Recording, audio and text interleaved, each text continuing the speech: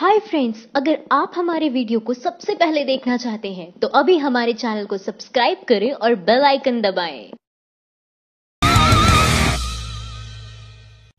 उर्जित के इस्तीफे पर बोले संजय सिंह, पहले सीबीआई और अब आरबीआई प्रमुख का इस्तीफा, ये है मोदी का आपातकाल। आरबीआई प्रमुख उर्जित पटेल ने 10 दिसंबर को अपने पद से इस्तीफा दे दिया है।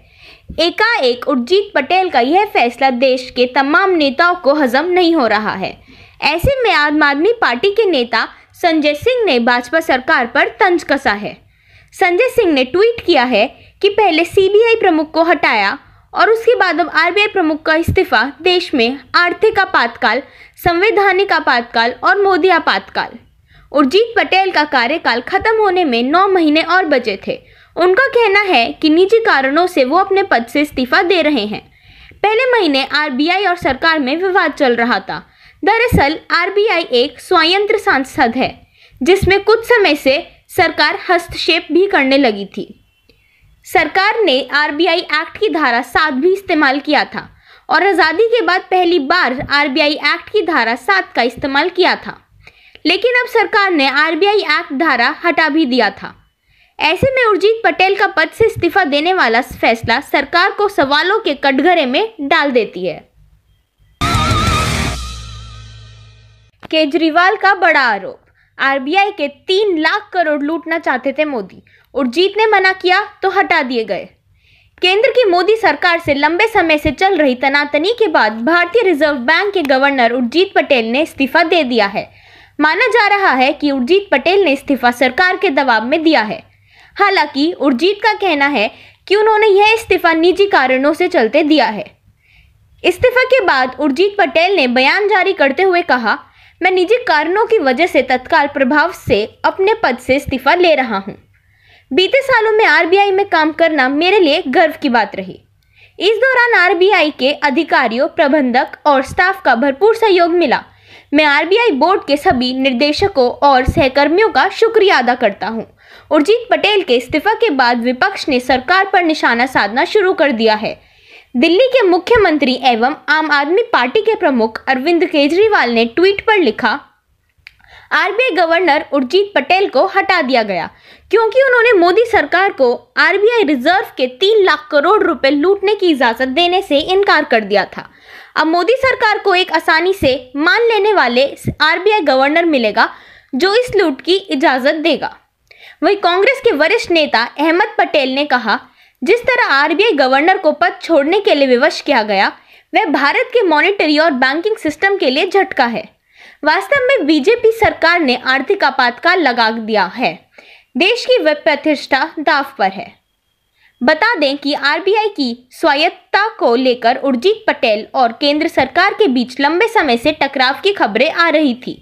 यह टकराव इतना बढ़ गया कि वित्त मंत्रालय ने रिजर्व बैंक कानून की धारा 7 को लागू करने पर विचार शुरू कर दिया था। टकराव की स्थिति तक ज्यादा बढ़ गई थी जब रिजर्व बैंक ने केंद्र सरकार की 3.60 लाख करोड़ रुपए की मांग को ठुकरा दिया था। हालांकि बाद में टकराव के खत्म होने की भी खबरें आने लगी, लेकिन अब उर्जित पटेल के इस्तीफा ने एक बार फिर केंद्रीय संस्थाओं में सरकार के दखल पर सवाल खड़े कर दिए हैं। उर्जित पटेल के इस्तीफे पर अब आपने कसा तंज। सीबीआई, ईसी, मीडिया के बाद अब आरबीआई, बस मोदी जी बचेंगे। केंद्र की मोदी सरकार से लंबे समय से चल रही तनातनी के बाद आरबीआई के गवर्नर उर्जित पटेल ने इस्तीफा दे दिया है। माना जा रहा है कि उर्जित पटेल ने इस्तीफा सरकार के दबाव में दिया है। हालांकि उर्जित का कहना है कि उन्होंने यह इस्तीफा निजी कारणों के चलते दिया है। इस्तीफे के बाद उर्जित पटेल ने बयान जारी करते हुए कहा, मैं निजी कारणों की वजह से तत्काल प्रभाव से अपनी पद से इस्तीफा दे रहा हूं। बीते सालों में आरबीआई में काम करना मेरे लिए गर्व की बात रही। इस दौरान आरबीआई के अधिकारियों, प्रबंधन और स्टाफ का भरपूर सहयोग मिला। मैं आरबीआई बोर्ड के सभी निर्देशकों और सहकर्मियों का शुक्रिया अदा करता हूं। उर्जित पटेल के इस्तीफा के बाद विपक्ष ने सरकार पर निशाना साधना शुरू कर दिया है। कांग्रेस के वरिष्ठ नेता अहमद पटेल ने कहा, जिस तरह आरबीआई गवर्नर को पद छोड़ने के लिए विवश किया गया वह भारत के मॉनेटरी और बैंकिंग सिस्टम के लिए झटका है। वास्तव में बीजेपी ने आर्थिक आपातकाल लगा दिया है। देश की प्रतिष्ठा दांव पर है। वह आम आदमी पार्टी के राष्ट्रीय मीडिया कोऑर्डिनेटर विकास योगी ने ट्विटर के जरिए तंज कसते हुए कहा, सीबीआई, चुनाव आयोग, मीडिया के बाद अब आरबीआई, बस मोदी जी बचेंगे। बता दें कि आरबीआई की स्वायत्तता को लेकर उर्जित पटेल और केंद्र सरकार के बीच लंबे समय से टकराव की खबरें आ रही थी। यह टकराव इतना बढ़ गया था कि वित्त मंत्रालय ने रिजर्व बैंक कानून की धारा 7 को लागू करने पर विचार शुरू कर दिया था। टकराव की स्थिति तक ज्यादा बढ़ गई थी जब रिजर्व बैंक ने केंद्र सरकार की 3.60 लाख करोड़ रुपए की मांग को ठुकरा दिया था।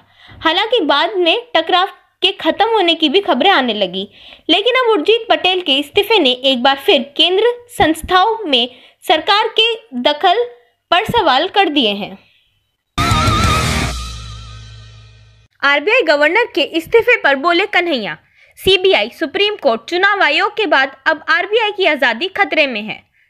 केंद्र की मोदी सरकार से लंबे समय से चल रही तनातनी के बाद भारतीय रिजर्व बैंक के गवर्नर उर्जित पटेल ने इस्तीफा दे दिया है।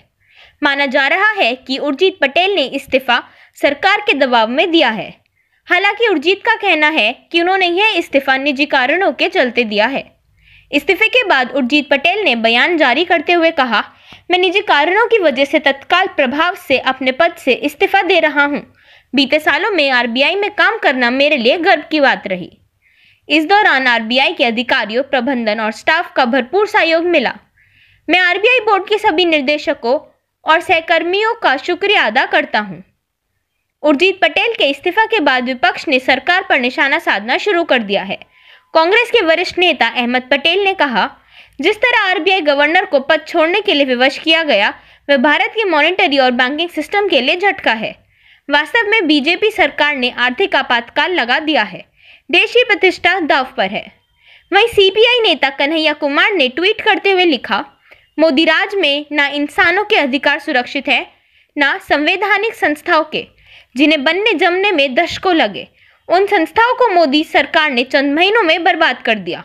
सीबीआई, सुप्रीम कोर्ट, चुनाव आयोग के बाद अब आरबीआई की आजादी खतरे में है। बता दें कि आरबीआई की स्वायत्तता को लेकर उर्जित पटेल और सरकार के बीच लंबे समय से टकराव की बातें आ रही हैं। यह टकराव इतना बढ़ गया था कि वित्त मंत्रालय ने रिजर्व बैंक कानून की धारा 7 को लागू करने पर विचार शुरू कर दिया था। टकराव की स्थिति तब ज्यादा बढ़ गई जब रिजर्व बैंक ने सरकार की 3.60 लाख करोड़ रुपए की मांग को ठुकरा दिया था। हालांकि बाद में टकराव के खत्म होने की भी बात आ गई थी, लेकिन अब उर्जित पटेल के इस्तीफे ने एक बार फिर केंद्रीय संस्थाओं में सरकार के दखल पर सवाल खड़े कर दिए हैं। उर्जित पटेल ने मोदी सरकार से अपमान सहने की बजाय इस्तीफा देना बेहतर समझा। P Chidambaram. RBI governor Urjit Patel के इस्तीफे पर पी चिदंबरम ने दुख जताया है। पूर्व वित्त मंत्री पी चिदंबरम ने कहा, उनके इस्तीफे से वो दुखी हैं पर अचंभित नहीं। उन्होंने कहा, डॉक्टर पटेल को 19 नवंबर को ही इस्तीफा दे देना चाहिए था। अच्छा है कि उन्होंने फिर से अपमान सहने की बजाय इस्तीफा देना बेहतर समझा। उर्जित पटेल के इस्तीफे पर चिदंबरम ने कहा कि किसी आत्मसम्मान वाले और अध्ययन करने वाले के लिए इस सरकार के साथ काम करना मुश्किल है। गौरतलब हो कि आरबीआई गवर्नर उर्जित पटेल ने अपना इस्तीफा दे दिया है। उन्होंने निजी कारण बताते हुए अपना इस्तीफा सरकार को भेज दिया, मगर इसके पीछे की असली वजह सरकार और रिजर्व बैंक के बीच विवाद का मुद्दा है, जिसमें कहा गया था कि मोदी सरकार ने रिजर्व बैंक से करीब 3 लाख करोड़ रुपए मांगे थे, जिसे आरबीआई ने मानने से इनकार कर दिया था। निजी कारणों से मैं अपने पद से तुरंत इस्तीफा दे रहा हूं। रिजर्व बैंक में कई सालों से अलग अलग पदों पर रहकर काम करना मेरे लिए बहुत सम्मान की बात है। रिजर्व बैंक के कर्मचारियों, अधिकारियों और मैनेजमेंट का जो साथ मिला उसके लिए आभारी हूं। इस सबकी इसी कड़ी मेहनत की वजह से रिजर्व बैंक इतना काम कर पाया। मैं इस मौके पर रिजर्व बैंक बोर्ड के सभी डायरेक्टर और अपने साथियों का शुक्रिया अदा करता हूं। उन्हें भविष्य के लिए शुभकामनाएं। बता दें कि उर्जित पटेल आरबीआई गवर्नर तब बने जब मोदी सरकार ने नोटबंदी का फैसला लिया था। नोटबंदी से ठीक 2 महीना पहले अगस्त 2016 में उर्जित पटेल को रिजर्व बैंक का गवर्नर बनाने का ऐलान किया गया था। इससे पहले वो डिप्टी गवर्नर थे। माइंड द न्यूज रूम की रिपोर्ट। Thank you for watching our video. अगर आपको हमारी वीडियो पसंद आई हो तो इसे लाइक जरूर करें और हमारे चैनल को सब्सक्राइब करना ना भूलें।